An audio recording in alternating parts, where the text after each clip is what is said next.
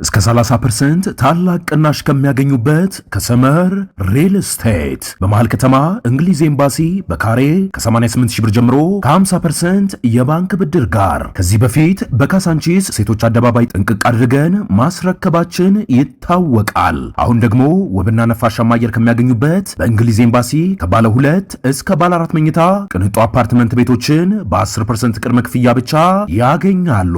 5 ሰፋፊ ሊፍቶች ከዘመናዊ ኤሌክትሪክ ቻርጅ ጋር ዘመናዊ የመዋኛ ገንዳ፣ ጂምና ስፓ፣ አውቶማቲክ ጄኔሬተር፣ የከርሰ ምድር ውሃ፣ የደህንነት መጠባበቂያ፣ ሲሲቲቪ ካሜራ ከሰፊ አዳራሽና ቴራስ ጋር በአንድ የያዘ።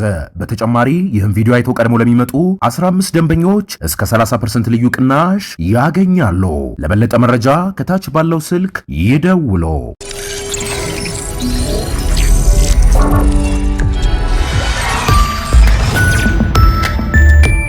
ይህ አዋዜ ነው። የዕለቱን ዋና ዋና ጉዳዮች እንመለከታለን። በላይ በቀለ ነኝ። ከ20 በላይ ሀገሮች የሆርሙዝ መተላለፊያ ወሽመጥ ክፍት ሆኖ እንዲቆይ አስፈላጊውን ድጋፍ ለማድረግ ቃል መግባታቸው ተነገረ።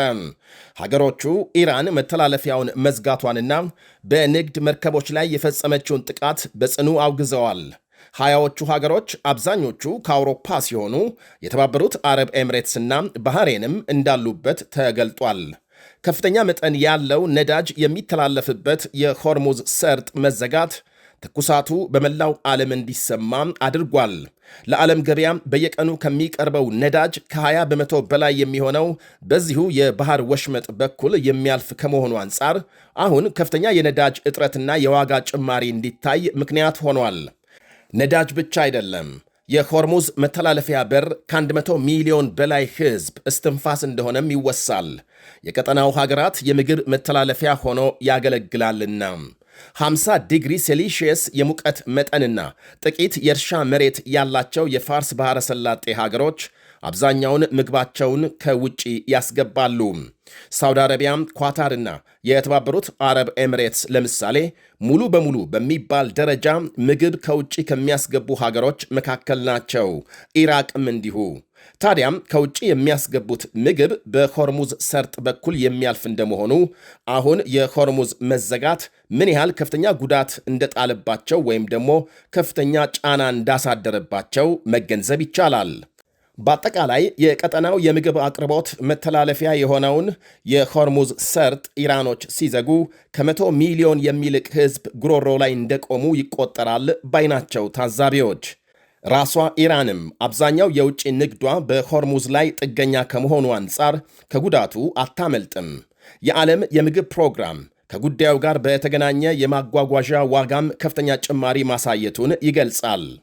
ኪፕሰንስ ዓለም አቀፍ የተሰኘ ተቀማጭነቱ የተባበሩት አረብ ኤምሬትስ የሆነ ትኩስ ምግቦችና አትክልት አቅራቢ ኩባንያም በየዓመቱ 50 ሺህ ቶን ምግብ ከደቡብ አፍሪካና አውስትራሊያን ከመሳሰሉ ሀገሮች ያስገባል። አሁን የኩባንያው ዋነኛ ትኩረት የዕቃ መጫኛ አቅጣጫዎችን መቀየር ላይ እንደሆነ ይጠቅሳል።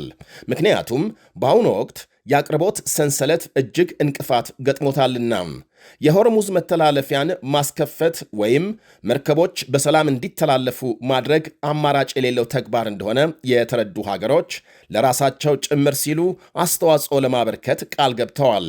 ከጦርነቱ በፊት በሆርሙዝ የውሃ መስመር በየቀኑ 60 የሚደርሱ የነዳጅ መርከቦች የሚተላለፉ የነበረ ሲሆን አሁን በየቀኑ ከ5 እስከ 10 የነዳጅ መርከቦችን ለማጀብ እስከ 10 ተዋጊ ጀልባዎች ያስፈልጋሉ ነው የሚባለው።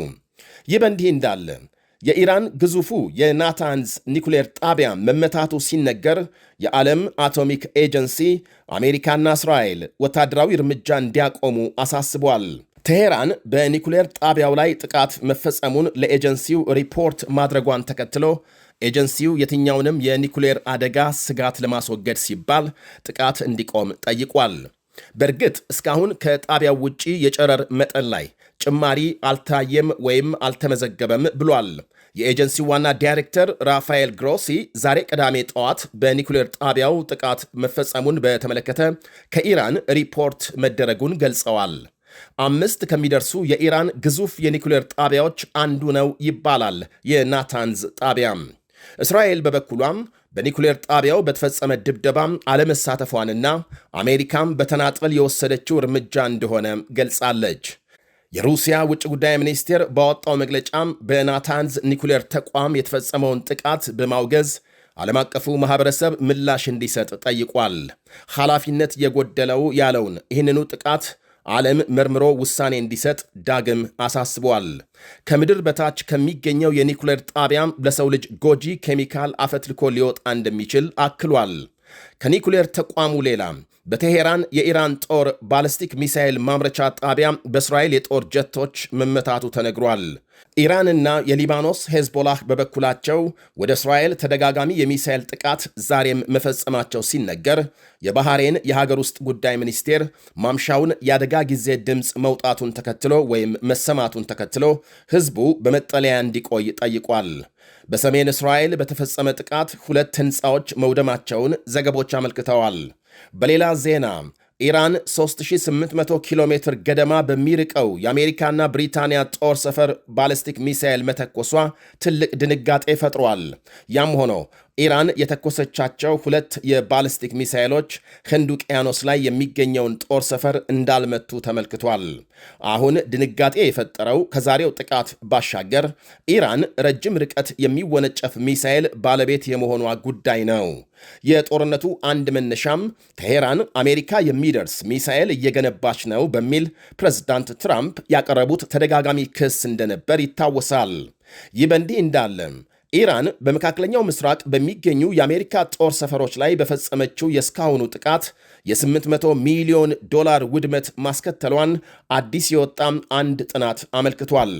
ጦርነቱ ከጀመረ አንስቶ ኢራን በአካባቢው ሀገሮች የአሜሪካ ጦር ሰፈሮች ላይ የሚሳኤል ጥቃት ስትፈጽም መቆየቷም ይታወሳል። ዓለም አቀፍ የጥናት ማዕከል ባወጣው በዚህ አዲስ ሪፖርት በአሜሪካ ወታደራዊ ቁሳቁሶች ላይ የ800 ሚሊዮን ዶላር ውድመት ስለመድረሱ ያስቀመጠውን ግምት በተመለከተ የአሜሪካ ማዕከላዊ እዝ እስካሁን ምላሽ እንዳልሰጠ ታውቋል። በጥቃቱ በተለይ የአሜሪካ የአየር መከላከያና የሳተላይት ግንኙነት መረብ ጉዳት እንደደረሰበት ገልጧል። ከቁሳቁስ ውድመት ሌላ በጦርነቱ 13 የአሜሪካ ወታደሮች ሲሞቱ ከኢራን በኩል ከ3000 ሰዎች በላይ መገደላቸው ይነገራል። እንደ ቀልድ የጀመረው ጦርነት 3ኛ ሳምንቱን አጠናቆ ወደ አዲስ ምዕራፍ መሸጋገር ጀምሯል። በአጭር ጊዜ ይጠናቀቃል የተባለው ጦርነት ከአየር አልፎ አሜሪካም የእግረኛ ሰራዊት ለማስገባት ሂሳብ እየሰራች ነው ይባላል። የእግረኛ ሰራዊት ወደ ኢራን ከገባ ደግሞ ዘመቻው በቀላሉ ያልቃል ለማለት አያስደፍርም። የአሜሪካ ባለሥልጣናት በጦርነቱ የበላይነቱን እንደያዙ ይናገራሉ። አብዛኞቹ ቁልፍ የኢራን መሪዎች ከፍተኛ ቁጥር ያላቸው የጦር መርከቦችና የባለስቲክ ሚሳኤል አብላጫም አረሮች ተወግደዋል። እናም በማያሻማ ሁኔታም አሜሪካ በኢራን ጦርነት ብልጫ ወስዳለች ብለዋል ባለሥልጣናቱ። በእርግጥ ተጨማሪ ወታደሮች ወደ መካከለኛው ምስራቅ ለመላክ ቢወስኑም ታዲያም ወደ ኢራን ስለመግባታቸው እስካሁን በግልጽ የተባለ የለም። ማምሻውን በወጣ ሌላ ዘገባ ደግሞ በጦርነቱ 21,000 ገደማ ኢራናውያን መቁሰላቸውን የሀገሪቱ ጤና ሚኒስቴር አስታውቋል። 7 ሆስፒታሎች ሥራ ማቆማቸውንና 36 አምቡላንሶች መወገዳቸውን ወይም መውደማቸውን። የኢራን ውጭ ጉዳይ ሚኒስትር አባስ አራክቺ በሌላ በኩል ጦርነቱ በኢራን ላይ የተጫነ መሆኑን በመጥቀስ ጦርነቱን ሙሉ በሙሉ የሚያስቆም የትኛውንም ተነሳሽነት ሀገራቸው እንደምትቀበል ገልጸዋል። ሚኒስትሩ ከአንድ የጃፓን መገናኛ ብዙሃን ጋር ባካሄዱት ቃለ ምልልስ ኢራን ጦርነቱን ለማስቆም የሚቀርቡ ሐሳቦችን ለመስማትና ለማጤን ዝግጁ ናት ብለዋል። ይህ አዋዜ ነው። እስከ 30% ታላቅ ቅናሽ ከሚያገኙበት ከሰመር ሪል ስቴት በመሃል ከተማ እንግሊዝ ኤምባሲ በካሬ ከ88 ሺህ ብር ጀምሮ ከ50% የባንክ ብድር ጋር ከዚህ በፊት በካሳንቺስ ሴቶች አደባባይ ጥንቅቅ አድርገን ማስረከባችን ይታወቃል። አሁን ደግሞ ውብና ነፋሻማ አየር ከሚያገኙበት በእንግሊዝ ኤምባሲ ከባለ 2 እስከ ባለ 4 መኝታ ቅንጡ አፓርትመንት ቤቶችን በ10% ቅድመ ክፍያ ብቻ ያገኛሉ። 5 ሰፋፊ ሊፍቶች ከዘመናዊ ከኤሌክትሪክ ቻርጅ ጋር ዘመናዊ የመዋኛ ገንዳ፣ ጂምና ስፓ፣ አውቶማቲክ ጄኔሬተር፣ የከርሰ ምድር ውሃ፣ የደህንነት መጠባበቂያ፣ ሲሲቲቪ ካሜራ ከሰፊ አዳራሽና ቴራስ ጋር በአንድ የያዘ። በተጨማሪ ይህን ቪዲዮ አይቶ ቀድሞ ለሚመጡ 15 ደንበኞች እስከ 30% ልዩ ቅናሽ ያገኛሉ። ለበለጠ መረጃ ከታች ባለው ስልክ ይደውሉ።